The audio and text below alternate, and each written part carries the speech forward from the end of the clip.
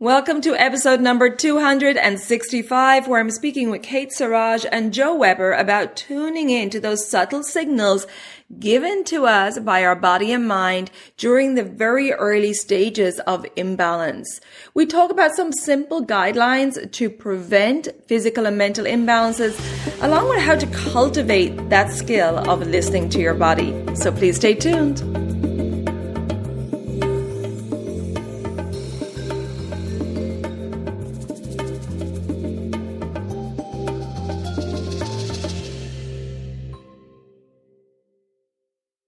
Welcome to the Elements of Ayurveda podcast. I'm your host, Colette, and I hope to educate and empower you to take charge of your health and well-being, preventing disease in the body and mind so that you can thrive in life.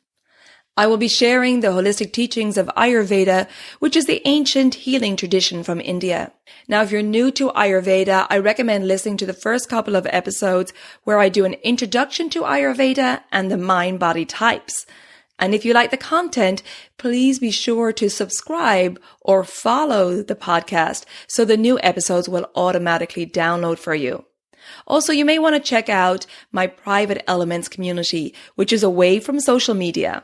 It's a safe space for like-minded people to come together, to connect, to share, to support each other, and to continue the conversation from the podcast episodes. Check out the link in the show notes or visit my website, elementshealingandwellbeing.com, and just click on the community tab. And I hope to connect with you there. Thanks for listening. And now here's a new episode. Hello and welcome back to the Elements of Ayurveda podcast. Today, I'm very happy to welcome two guests, Kate, Siraj and Joanna Webber, both Ayurvedic practitioners, and they are the co-founders of the Ayurveda Academy. Kate runs the Ayurveda practice in Southwest London and combines Ayurveda with shadow work. She is passionate about learning and passing on knowledge of Ayurveda and delving into the relationship between emotional and physical health. Joanna works as head of herbal education for Pukka Herbs, and she's a Hatha yoga teacher and loves to weave the two sister sciences of Ayurveda and yoga together in an engaging way to support people to feel more empowered about their health and well-being. Kate and Joanna, welcome to the podcast. Thank you for having us.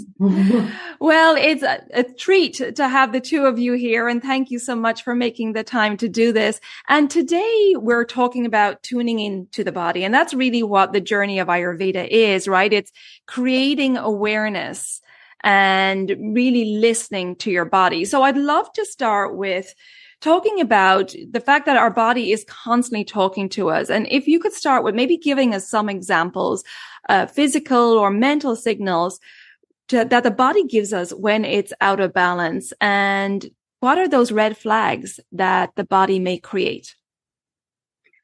So I think it's great to point out that our bodies really want to stay alive, and we've got great ways to self-regulate and stay stable. And most of this is going on second by second without us being aware of it. And right. The biomedical term is homeostasis. But it, like you say, things can start to go awry. And the early stage of imbalance sees a small increase in the doshas in their own places or sites in the body. And these aren't massive red flags, if you like. They're sort of vague, maybe subtle, ill-defined, a slight uneasiness of feeling that things aren't quite right. So with Vata dosha, the airy, cold, dry dosha, you see maybe dullness or fullness or like stiffness in the belly, the abdomen. There may even be an absence of movement, say early stages of constipation. Definitely not chronic, but, the first day of feeling, oh, actually I haven't gone today. And other sites are the hips, the thighs, the bones maybe aching there, with just, again, a feeling of not right. With Pitta, completely different because you've got the heat and the fluidity there. So you might notice a slight yellowness of the skin or a mild increase in temperature, just feel you're running hotter than normal.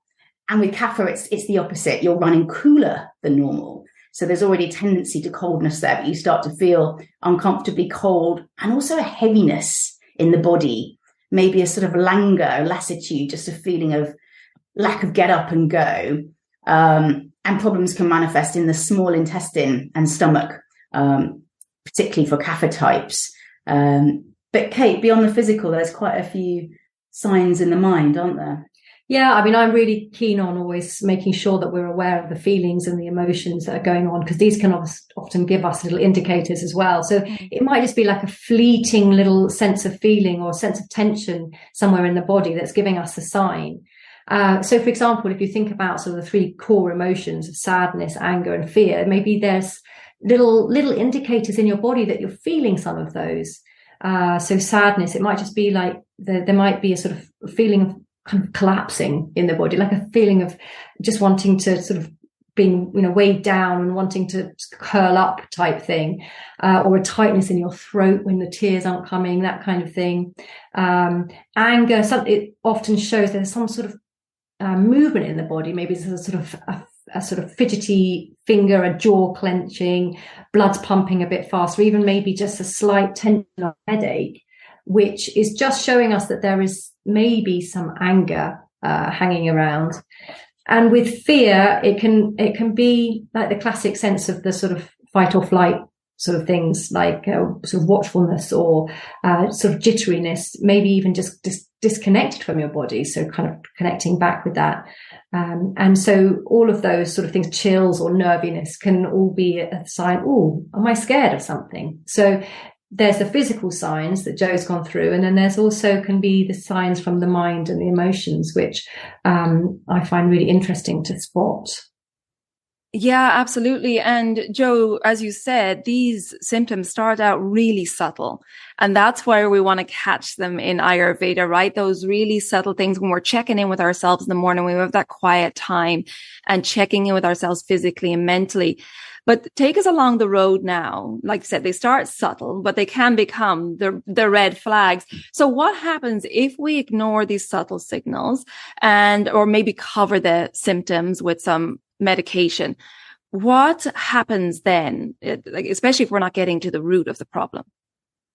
Yeah, so what we've just outlined is what Ayurveda calls the Chaya or Sanchaya phase, in the sort of 6-stage level of disease, when stage 6 is something chronic, if you like. So at this early stage, with this high awareness, you can definitely get yourself back into balance. And one thing we didn't mention is if you're really tuned in, you naturally have an aversion to the aggravating factors. Mm-hmm. So just say a pitta person's feeling a little bit hot, maybe they've noticed a little bit of yellowing in the skin, they'll automatically think, actually, I don't want to have my weekly sauna this week or my Thai green spicy curry. I just don't feel like it. Mm-hmm. And that's a really beautiful stage. But yeah, once we go out of that stage, we're very much into stage 2. So Kate, do you want to walk us through the next levels?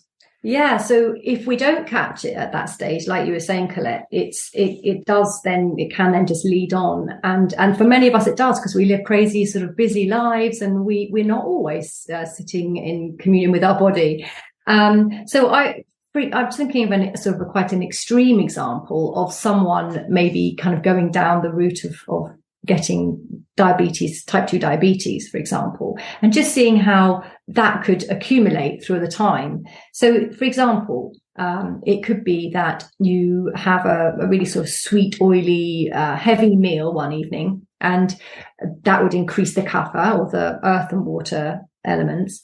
You go home, you have a really long sleep. You sleep really into the mid morning, so your kapha is kind of accumulated a little bit, and you wake up feeling a bit lethargic and a bit heavy, and your natural instinct, like Joe was saying, is to change that somehow, to kind of do the opposite. And this is still in the first little stage, so it would be, oh, actually, I think I'll eat really lightly today. I don't feel like eating breakfast, or maybe I'll just go for a little run to wake up the body. But that doesn't always happen. So, for example, in this case, it could be that then your partner says, oh, here's a big spread. I've made a really lovely lunch for you today. And you think, oh, gosh, okay, I better do that. I'll have that. And then you get the further aggravation. So that little instinct at the beginning gets overridden. And that happens a lot. And so now you become into the stage where there's aggravation, in this case, the kapha. And then you might start to get more symptoms. So then might start to get some nausea, or really lose your appetite altogether. And then, the next day you might go to work and you sit there all day, no movement, and someone's brought birthday cake in and you're eating more and more of it. And this is the stage then where, because you've left the first stage, your body then starts to get confused effectively, and you start to then crave the things that are actually going to make it even worse for you. Mm-hmm. So you kind of miss that magic moment where you want the things that will make it better, and you move on to will actually make it worse. And that's when you start maybe getting the cravings. So it could be, as you progress down the route, you start getting more and more sugar cravings, which is the opposite of what you need. But actually that's what your body is confused into thinking. And you go through into spreading, and then you could end up starting to get a higher blood sugar. You go for a test, and they're saying, oh, you're at risk from diabetes. And again, you could with intervention pull back at that point, and do something radical, change your diet and lifestyle. And sometimes that's really hard, or you don't have the right support. And then you could then end up going further down the line and then have established diabetes, and then by the end of the 6th stage, which we talked about earlier, then that would be when you start getting complications. So this is an extreme example. Mm-hmm. You're going from missing some initial cues all the way down the route. Now, that's not going to happen to all of us in, a few days. But it can easily happen when we're not really aware of what's going on in our bodies and minds. Absolutely. And what we do day in, day out, right? Our habits day in, day out accumulate over a lifetime, and those can really have this accumulative effect. So Ayurveda focuses on prevention, right? This is why Ayurveda teaches us about our unique mind-body type, teaches us about listening to these subtle signals, and gives us great insight into this property of disease, or how disease manifests in the body. So let's talk a little bit about prevention, and what are some things, general things, obviously, that we can implement and listeners out there can implement to help bring the body and mind back into balance, so we can stop this manifestation of an imbalance occurring. Yeah, I think one interesting place to start, obviously I want to talk about like increases like and opposites decrease, the key guidance in Ayurveda. But one other interesting area is kaiva gunya, which is some sort of weakness in our system. It may be inherited, it may be due to our diet and lifestyle factors. But once you have an idea of where is my weak spot, then you can be even more alert to when things start to get a bit out of balance there. Yeah, it's my lungs, because my mum had pleurisy, I was premature, I've had pneumonia twice, I myself have had pleurisy. So when COVID came along, I was like, I really need to be careful, because my lungs are my weak space. But with another friend, he gets a sore tongue every time, he's a kapha person, and skin is a great place where some sort of signs show up. But yeah, Kate, what's your kaiva gunya? And Colette, I'd love to hear yours, because I think people are like, oh, hang on. Yeah, I've got that. Yeah, my sinuses will always show me up when there's just something, a little bit of something going on, that will show up. Or starting with my joints and my bones, that will just a little ache. I think, oh, okay, time for a course correction. And yours, Colette? Yeah, I have a Pitta Kapha constitution. So mine is my sinuses as well, or my glands will swell up. And if I take care of something, have something overnight, like with some ginger, or really take care of it, it will go down the next day. And then my Pitta is always in the corner of my eye, gets a little red.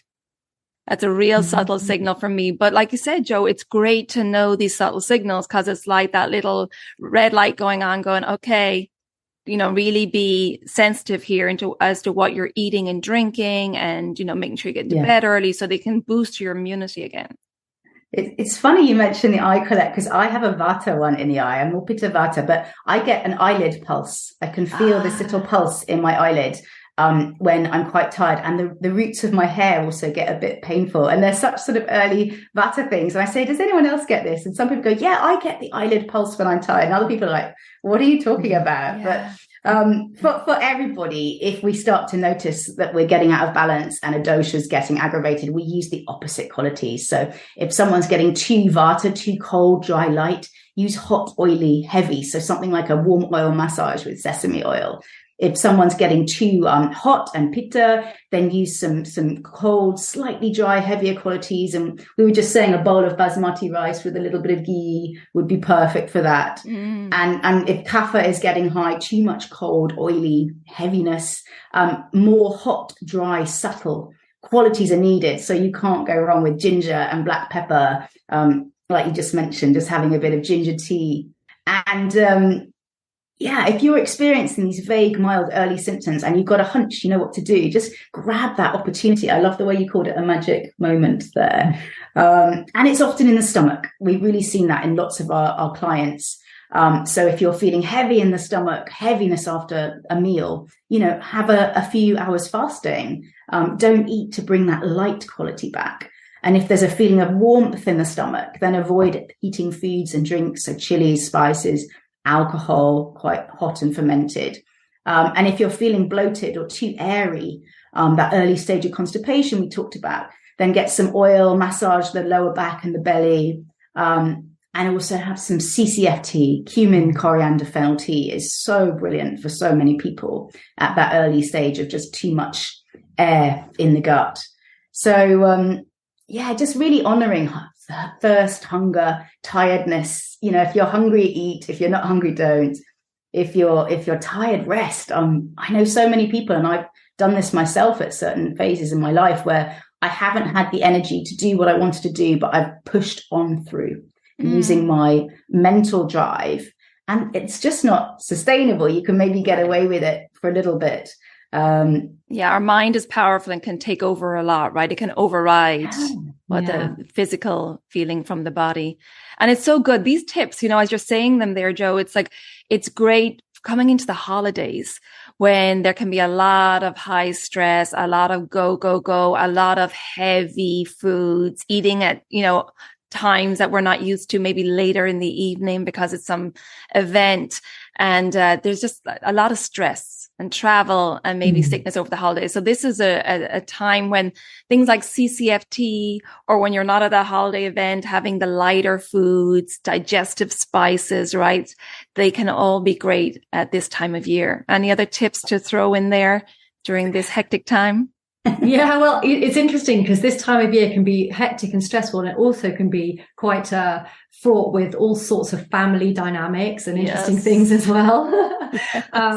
And so therefore, just like harking back to what I was talking about with the feeling the emotions in the body, this is also another way to work with those, is to allow those to really sort of express themselves and to be there.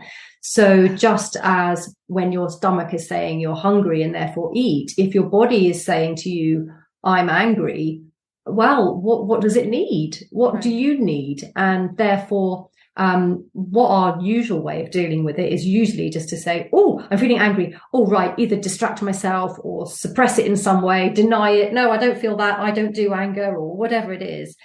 Whereas actually, if you think about emotion, it's energy in motion. So what it really wants to do is to move through, to pass through.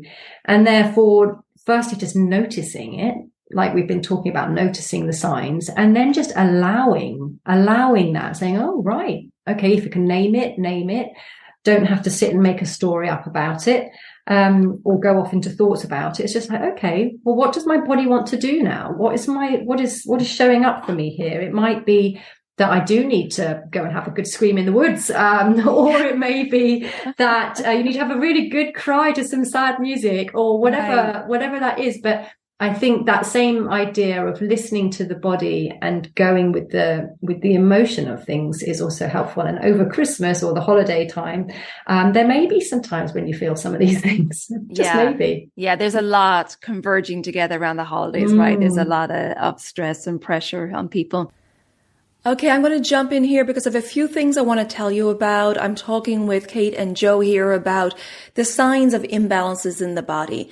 And Ayurveda tells us that ama, or toxins, accumulate in the body due to an impaired digestive system.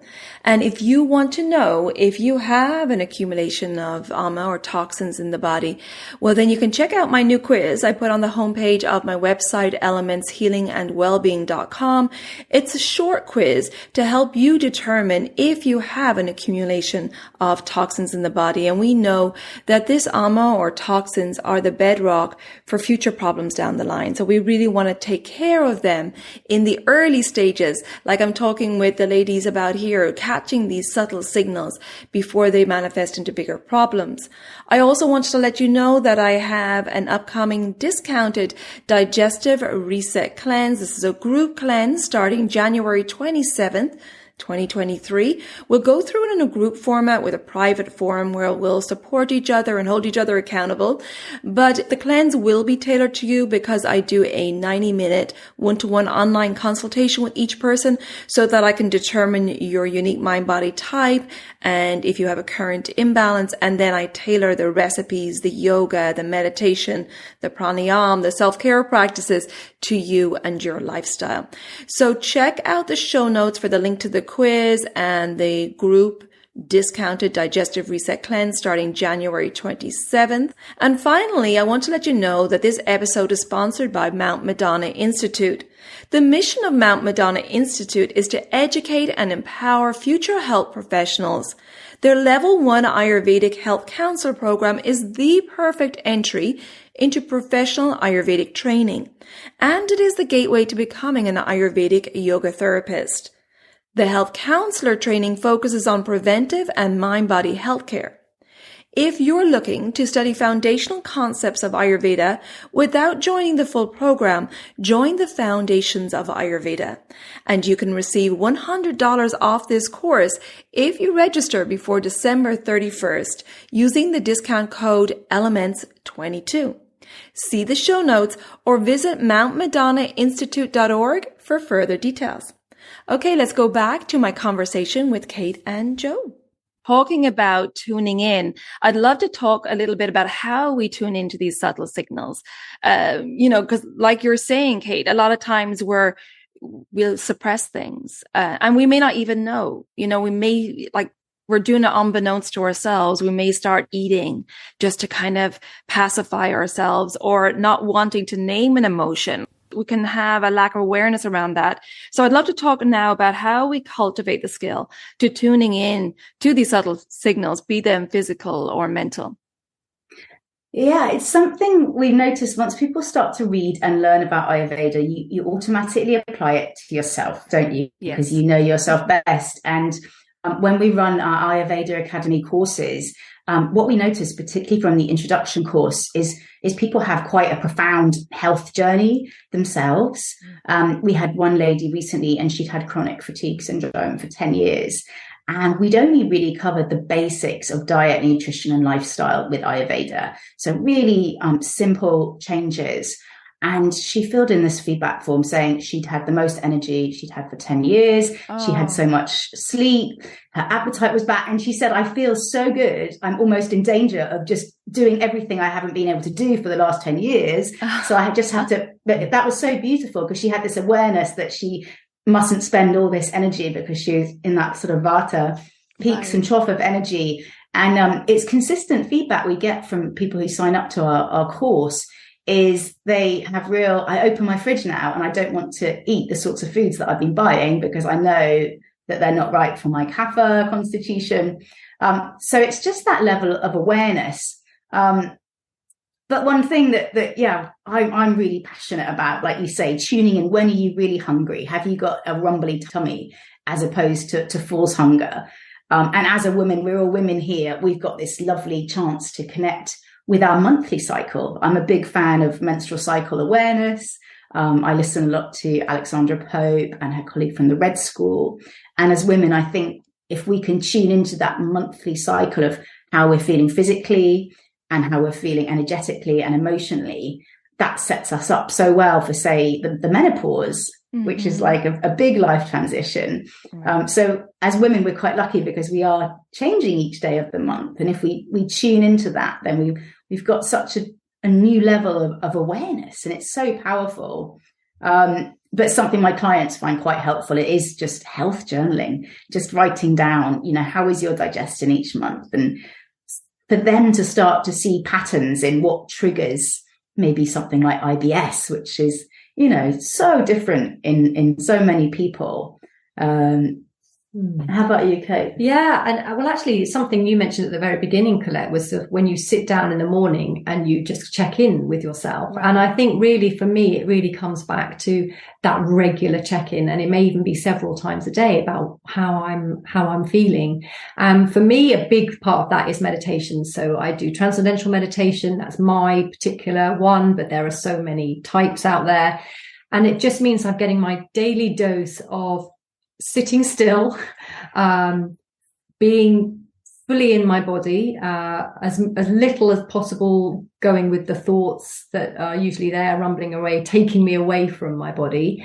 And it means that it's almost like creates a sort of a well of connection and stillness for me to dip into for the rest of the day. So I wouldn't ever be without my daily meditation.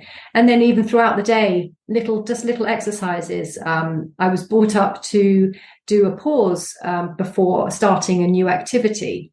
So just every time there's a new activity, stop, pause, connect with the senses, feel your feet on the ground, feel your body on the chair, feel the sense of the air on your skin.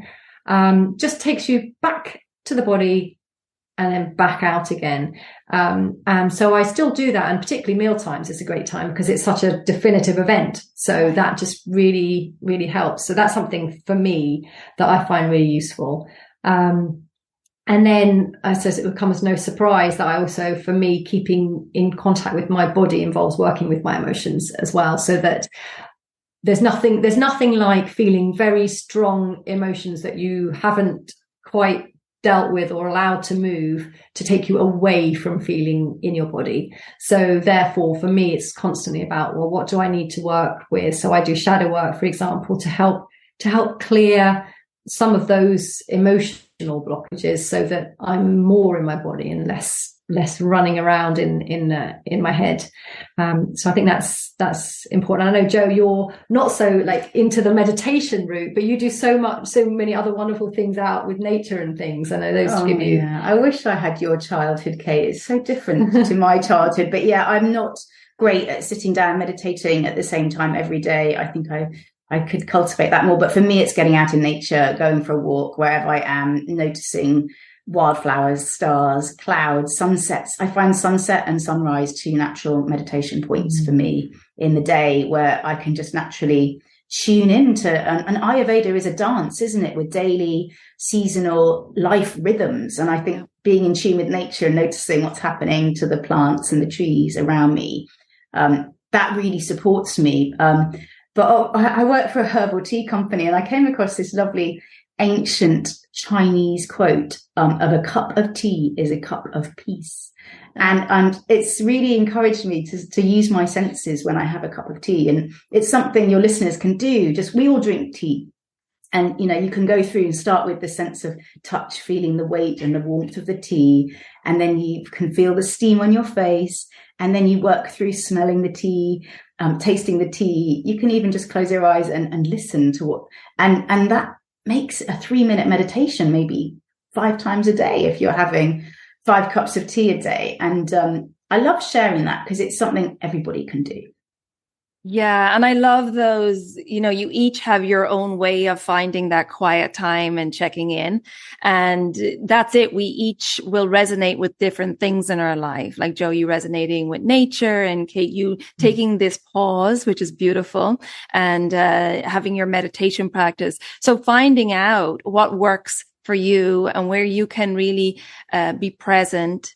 And even, like you said, Jo, when you go to make a tea or when you sit down for dinner, like you were saying, Kate, where is it in your day that you can put that ritual in each day would be great.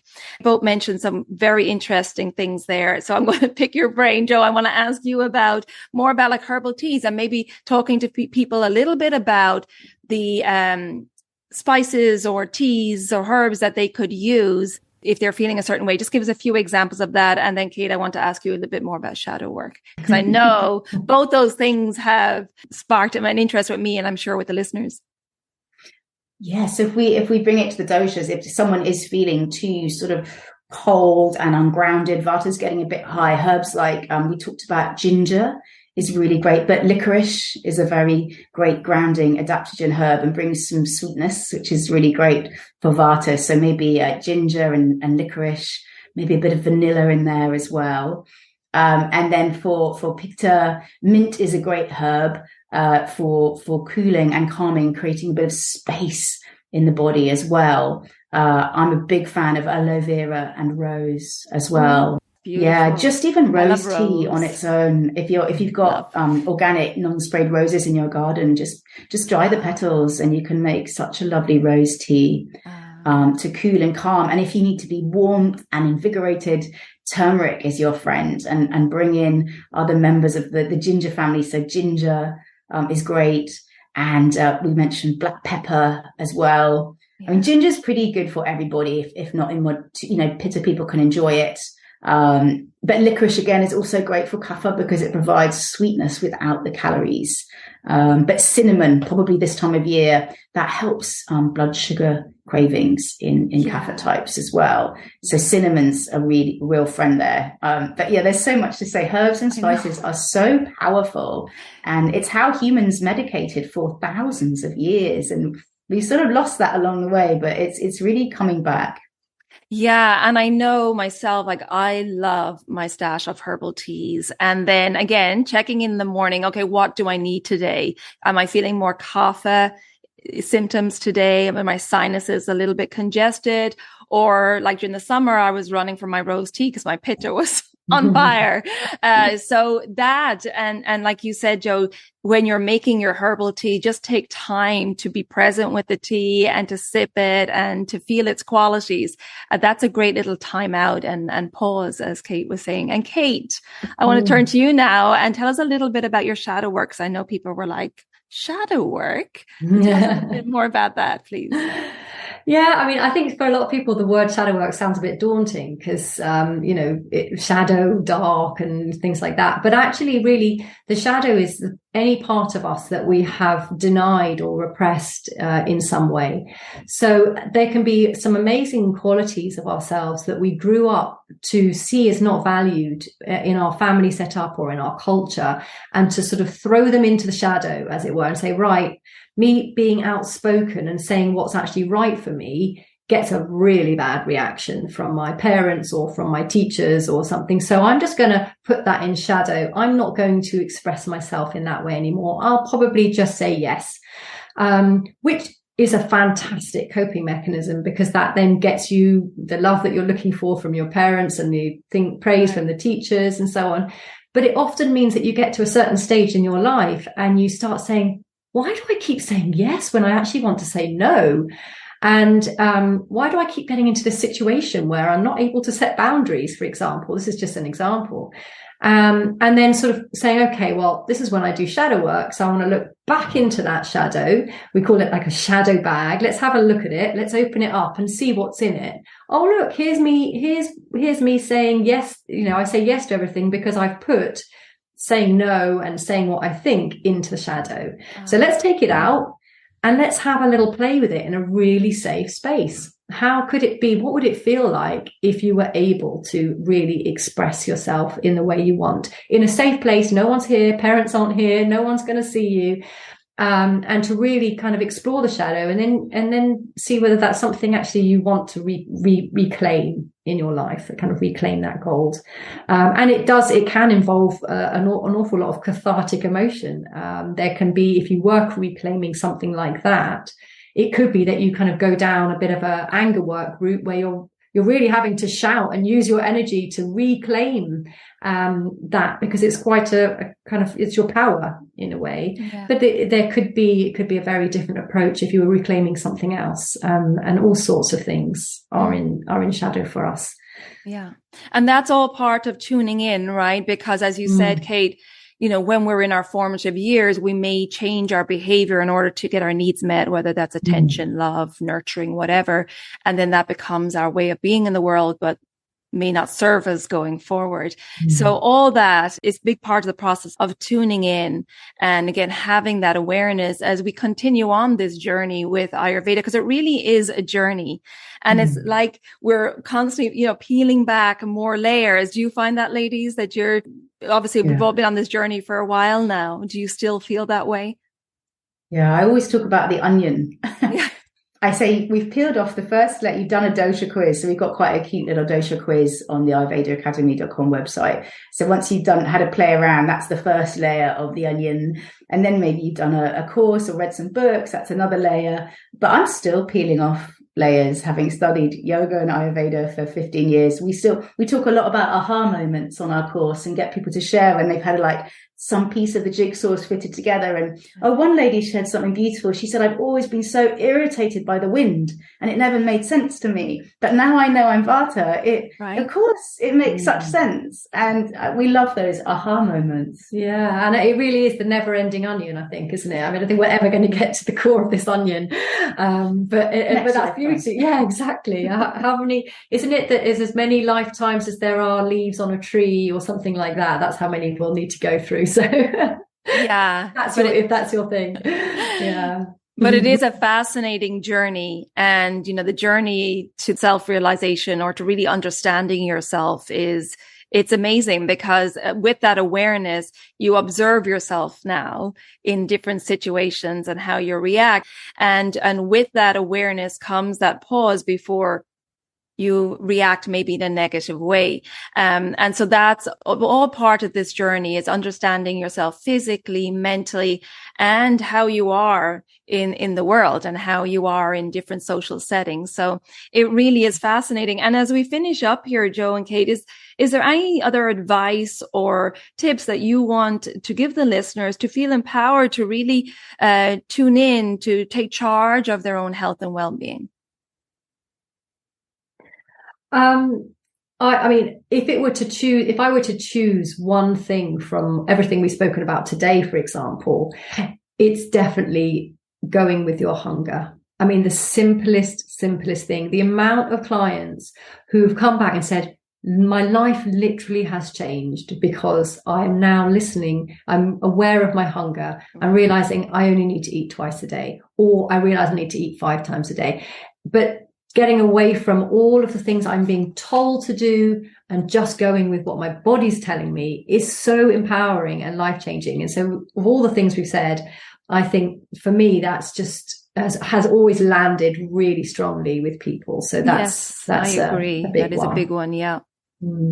Joe? I think for me, I grew up in London for 30 years and then I moved to Bristol and finally got to Somerset. And for me, it would be the nature connection. I think Ayurveda, it is a dance with the rhythms of nature. And there's this amazing research coming out now. We hear a lot about nature deficit disorder, particularly in children, but the University of Derby did this Noticing Nature report. And it was so beautiful. They said, looking at clouds, stars, smelling wildflowers emerged as a significant predictor of feeling happy and feeling that life is worthwhile. And you can do that even in the middle of a city. You can do those things. And I think disconnection from nature lies at the heart of so many things today, whether it's physical, emotional, mental health. Yeah. So I just say, bring a plant into your home, have a window box. You can do it in a high-rise flat. We don't have to have big gardens. We've all got parks, hopefully. We need more parks, though. So I think we need to demand more nature if we are living in cities. But yeah, for me, it's the nature connection. 100%. Yes. And Ayurveda teaches us, right, it's our disconnection from the natural rhythms, from the circadian rhythms as well. And from nature, the healing power of nature, that it does lead us down a path of imbalance. So exactly, making that time in your day, whether it's early morning when nature is lovely and still and quiet, or after you pick up the kids from school, that you do a little bit of time at the park, or at the end of your day, where can you fit in? Or maybe it's a quick 100 steps after lunch, where can you fit in that little bit of nature time? And even if you're in the city, like you say, Joe, like even having some plants and some green in your apartment, or finding a local park, it's really important. And, that you will reap the benefits of that time in nature as well. So beautiful. Before we finish up, one last question. I want to ask you more about the Ayurveda Academy and your offerings there. Please tell us. Yeah. So, at the Ayurveda Academy, we offer our first introduction course was called the Introduction to Ayurveda, which is a 3-month course. There's some self-study and then there's live webinars with Joe and I, and we answer all the questions that come up and we have some wonderful, wonderful discussions with people people. And then there are some assessments and things like that to enjoy along the way. But yeah, that's a real introduction to just the basic building blocks of Ayurveda and how we can apply those into our lives. We try and make it very practical and very experiential. So as part, I mentioned assessments, but then there's more importantly, there are things like food diaries and sleep diaries and understanding what happens when we taste things and that kind of thing. So that's our introduction to Ayurveda. We run them 3 times a year. The next one starts in January. So we'd love to see people there. And then after that, if you're interested, which many people are, we then run the next course, which is a 6-month course called Applying Ayurveda, which goes into deeper detail and things like the tissues and the various different ways of treating and so on, and nutrition and things. So that's also a fabulous course. And then after that, if people want to become lifestyle advisors, we have a conversion course as well. So wonderful. It's all great fun. Yeah, we get a lot of existing health practitioners, maybe nutritional therapists, massage therapists, yoga teachers, as well as people who really just want a wisdom system that stood the test of time, which Ayurveda clearly is. Yeah. But they want to layer Ayurveda over their existing practice, because without knowing about the doshas, you don't know that what you're going to give is going to help someone, because there is no one size fits all. So it's, we love it when we get people with an existing profession or practice and they want to fine tune that. But we get a really varied bunch of people, don't we? Yeah. So everyone is welcome. Great. Yes. And it's all online. Is that correct? Yes. Well, the conversion course isn't, but the rest of all the first sort of 2 courses are online and with live webinars. Yeah. And you can find out all about it at the AyurvedaAcademy.com. Yeah. Wonderful. You read my mind. That was my next question. Jo and Kate, it has been an absolute pleasure chatting with you today. And it's so lovely to have you both on the call. And thank you for sharing all this great information today. I appreciate it. Thanks you. Thanks for having us. It's been so lovely to chat. I hope you enjoyed that conversation with Kate and Jo, and please check out the show notes for all the links mentioned in this episode. Also, a reminder that I have that upcoming discounted group Digestive Reset Cleanse starting January 27th. And you can find that link in the show notes to register, or visit my website, elementshealingandwellbeing.com, and you'll find the group discounted cleanse under the events tab. Register today and book your 90-minute one-to-one online consult with me. And if you want to know if you have an accumulation of ama or toxins in your body, check out that quiz on the homepage of my website.